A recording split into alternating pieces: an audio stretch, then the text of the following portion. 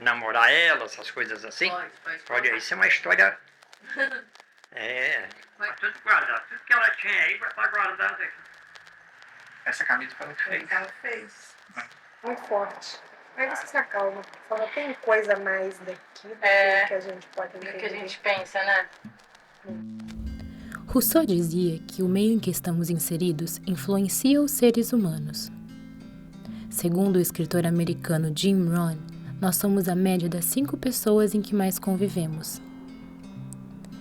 Estudos de Molecular Psychiatry dizem que a genética pode influenciar de 30% a 60% em nossa personalidade. Então, seria o ambiente em que vivemos o verdadeiro pontapé para a formação de quem somos? Será que são nossas experiências de infância que verdadeiramente nos definem? Ou as 5 pessoas com que mais convivemos? Será que podemos ser influenciados por alguém que particularmente não conhecemos?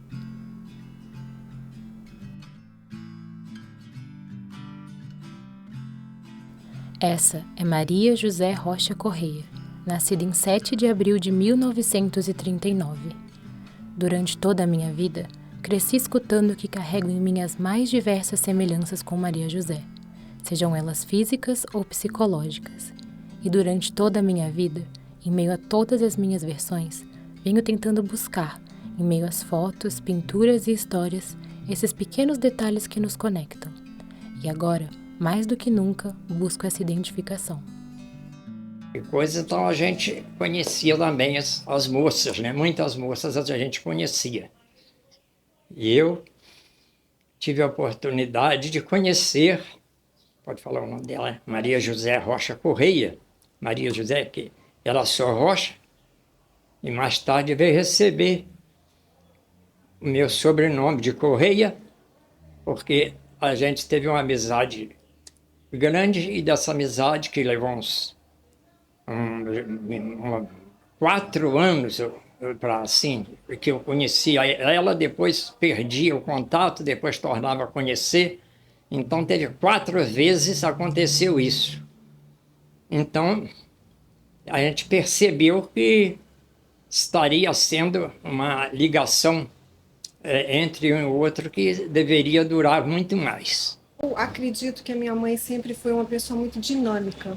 Ela gostava de fazer coisas diferentes, aprender diferente. Eu me lembro dela contando que quando tinha 15 anos já estava fazendo vestido de noiva para as pessoas. Então, assim, ela sempre gostou muito da novidade, tinha uma vontade de aprender muito grande. Isso marcou muito a vida da gente, porque estudar era uma coisa que ela valorizava muito. Eu também sempre gostei de fazer coisas diferentes, de aprender diferente. Quando eu tinha 4 anos, eu queria ser dançarina. Aos 9, eu queria ser youtuber. Quando eu cheguei aos 11, eu decidi que o que eu amava mesmo era fotografia. E aos 13, eu acreditava que eu seria uma grande artista. E mais recentemente, beirando os meus 19 anos, eu decidi que o que eu queria mesmo era costurar, assim como Maria José. Eu me lembro de sentar na cama do quarto onde a antiga máquina de Maria José ficava e assistir enquanto Rose costurava. Eu ficava completamente deslumbrada. Você teria amado aprender com Maria José. Ela era a melhor costureira que eu conheço. Eu ouvia toda vez. Habilidade você tem que saber todas, né? E a gente vem de uma família onde que quando a gente não tinha as coisas, a gente produzia, a gente fazia essas coisas, né? Então, isso é um incentivo, assim, você saber que seu filho pode fazer um cachecol de tricô para ela se ela não tiver condição de ir lá, ou fazer até do jeito que ela realmente gostaria de fazer, né? Ou seja, fazer uma coisa específica para ela. E são habilidades que só ajudam na vida, né? Tanto a costura, o tricô, o crochê. E aí a gente veio de uma casa onde minha mãe fazia tudo isso. Isso é uma coisa que é legal, porque vem de geração, né? Eu vi na minha mãe, acompanhava ela fazendo, né? Depois eu vi as minhas irmãs fazendo, né? E agora É um orgulho ver a filha fazendo, né? Os filhos fazendo. Então, são coisas que passam de pai para filho, né? Eu acho que... E algumas coisas herdam, né? Então, eu acho que elas também, vendo a tia fazendo essas coisas, isso é muito legal. Eu acho que aprender a fazer tudo que você pode na vida não ocupa espaço, né? O conhecimento não ocupa espaço. E você sempre vai poder utilizar aquilo algum dia, ou para você, ou para alguém. Eu acho que já é genético. Todas nós temos esse bichinho da costura. Eu acho até que desde do começo mesmo da vida da gente, porque a gente já gosta, né? Você olha para aquilo, é uma aptidão. Eu falei, eu não herdei o lado da culinária, mas herdei o lado do artesanato de todas as maneiras, do tricô, do crochê, da costura, da estamparia. Isso sempre foi uma vontade de aprender que a gente sempre gostou. Essa é a melhor parte da minha vida, porque era muito gostoso ver o quanto ela se dedicava, desde a hora de tirar a medida, desde a hora de pensar no jeito que a coisa ia ficar, até ver o resultado final. Então, ela ia fazendo com muito carinho, com muito cuidado, tudo, sempre. Eu nunca havia pensado que essa vontade de aprender poderia ser algo que se passa por gerações. Mas hoje acredito que sim. Tive a oportunidade de encontrar as peças que ela costurava e mais uma vez me encontrei deslumbrada. A verdade é que a minha grande vontade era poder ter tido a honra de aprender com a melhor. Agora, toda vez que abro a máquina de costura ou pego em uma linha de crochê, me imagino como Maria José.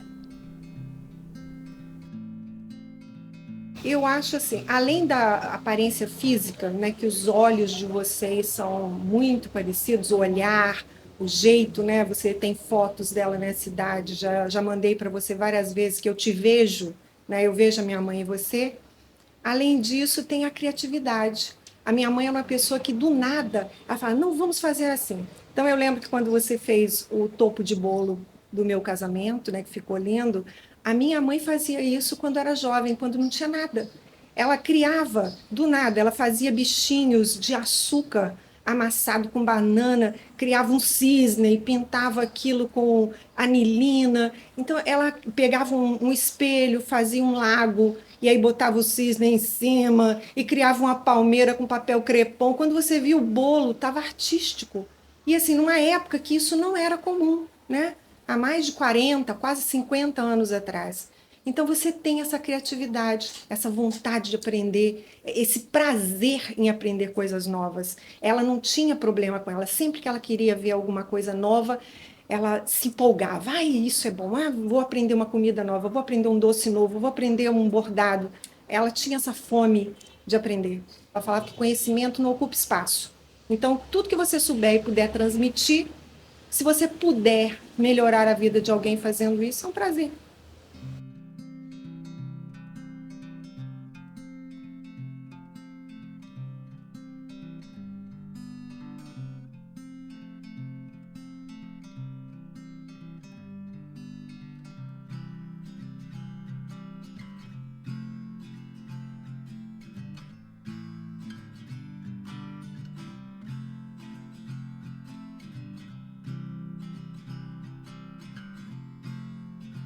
Acho que a característica mais marcante dela era a sinceridade.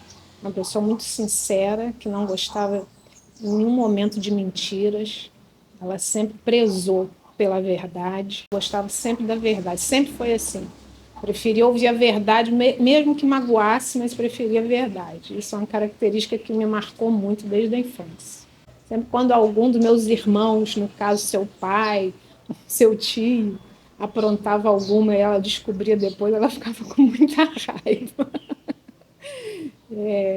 E também meu pai às vezes contava alguma coisa, às vezes até para evitar uma situação ruim de família e tal, aí contava alguma coisa que na verdade não era realidade, querendo omitir, e ela acabava descobrindo, e aí ela ficava muito chateada. Ela não suportava mentira. Ela ficava com um bico de uma semana.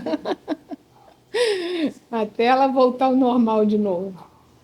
O noivo casou direitinho, então tivemos os 4 filhos aí.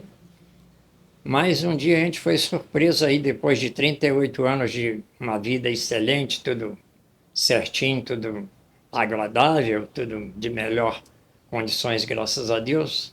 A gente foi surpreso por um infarto que o levou em 38 anos. E agora a gente sabe que pessoa igual a ela é muito difícil ser encontrada assim, coisa. E é uma coisa que a pessoa partiu desse mundo, mas não partiu do coração da gente, viu? Uma pessoa extraordinária. E acho que o céu precisou de pessoas assim, igual a ela.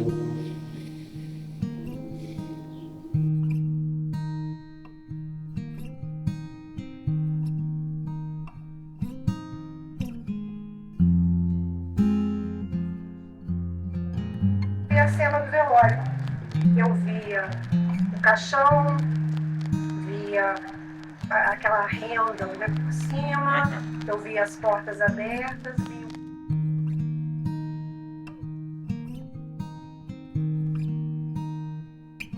Aqui meu pai foi para a missa, que é aqui no quarteirão, e ela foi tomar banho para tirar poeira de chiador.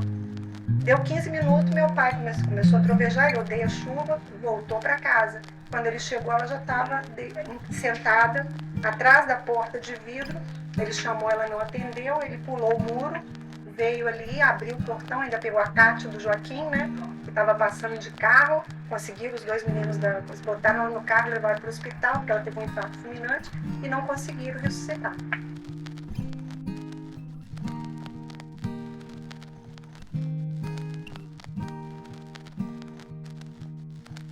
Veio a imagem da porta abrindo, do carro, eu saindo, meu amigo descendo, a minha avó entrando, as coroas de flores ali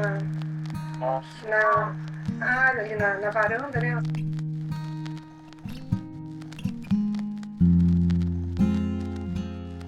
Assim, a ligação é muito forte.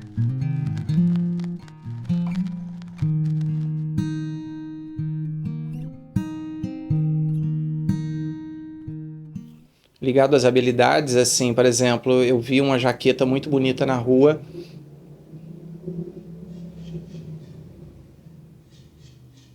E era uma jaqueta muito cara. Tinha muitos detalhes, muito rebuscada. E eu falei para ela, mãe, queria aquela jaqueta. E ela falou assim, onde que está essa jaqueta? Eu falei, tá numa loja lá fora.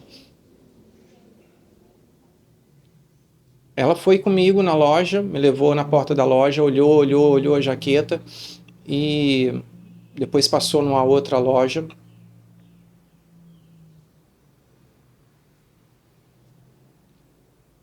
Comprou o jeans e ela fez a jaqueta exatamente igual era da loja. Isso foi uma coisa...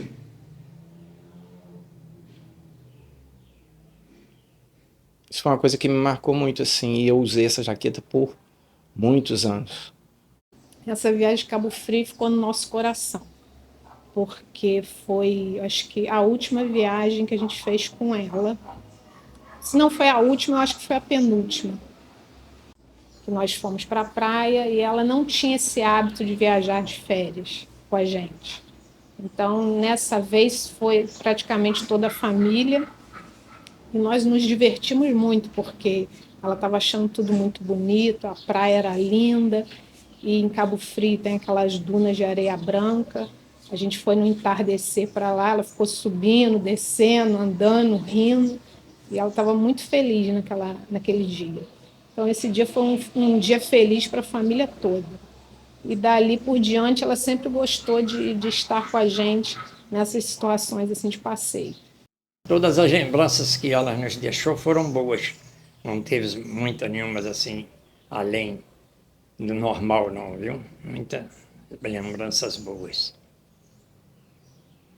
Tenho muitas, graças a Deus tive uma mãe maravilhosa, então eu tenho muitas memórias boas. Mas eu acho que recentemente, lembrando, né, do dia que eu tirei a foto, que foi feito o retrato, ela chegou aqui nessa varanda e falou comigo assim, ai, meu cabelo está lindo, porque ela gostava daquele cabelo ondulado. Então ela falava assim, ai, meu cabelo hoje está lindo, tira uma foto para mim.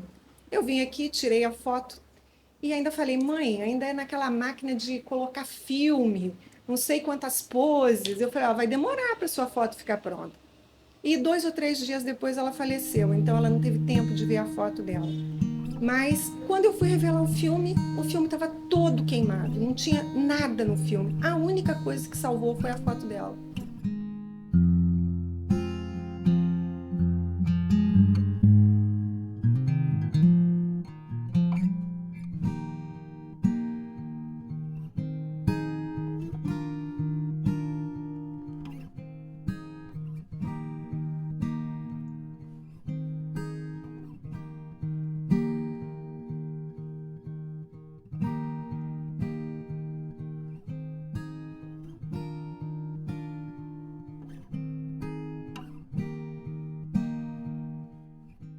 O que mais conecta a gente é realmente essas coisas que a gente tem em comum, né? Os hobbies que a gente tem em comum.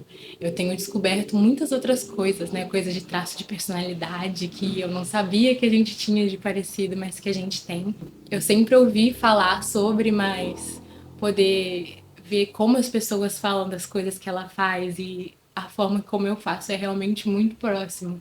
É muito parecido e isso é muito me faz muito bem, né? Acho que a gente é realmente muito próxima, talvez porque ela sempre esteve comigo me guiando para essas coisas, fazendo que eu conhecesse essas coisas, para a gente estar próxima, ou talvez porque eu sempre quis estar próxima dela e tentei de alguma forma. Então eu acho que sim, e a partir desse momento eu sinto como se ela estivesse comigo assim o tempo inteiro mesmo. Maria José faleceu no dia 21 de janeiro de 1995, 7 anos antes do meu nascimento, o que significa que ela nunca teve a chance de me ouvir a chamando de avó. Eu e minha avó realmente compartilhamos o dom da criatividade, a intolerância por mentiras, a costura e nosso DNA. Mas depois de a conhecer de verdade, por meio de todos esses relatos, eu duvido que o nosso sangue seja o fator principal em todas essas coincidências. Eu nunca quis só tricotar. Eu quis tricotar porque a minha avó tricotava. Eu quis costurar porque a minha avó costurava. Durante toda a minha vida, quis sentir a minha avó presente, então a fiz presente através de mim. Eu posso não saber exatamente o que eu sou agora, mas eu sei que o que eu sempre verdadeiramente sonhei em ser quando eu crescer era Maria José.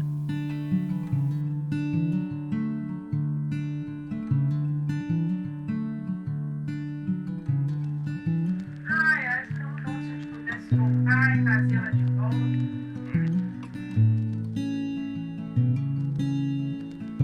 Então, minha mãe também era uma pessoa muito especial. Difícil falar dessas coisas, né? Mexe com a emoção da gente. Mas assim. Ele aqui chegando com os 4 dentes na mão, assim, porque ele caiu de bicicleta. Ele foi andar de bicicleta aqui nessa rua de trás, na rua do Quincão aqui. E aí veio com os 4 dentes na mão. Ai, caí, não sei o quê. A minha mãe ficava louca. Era isso, era o Cleito naquele caminhão de laranja. Subiu o caminhão de laranja para avisar onde é que era, dava a volta no quarteirão. E ela quase louca, achando que o homem tinha roubado ela.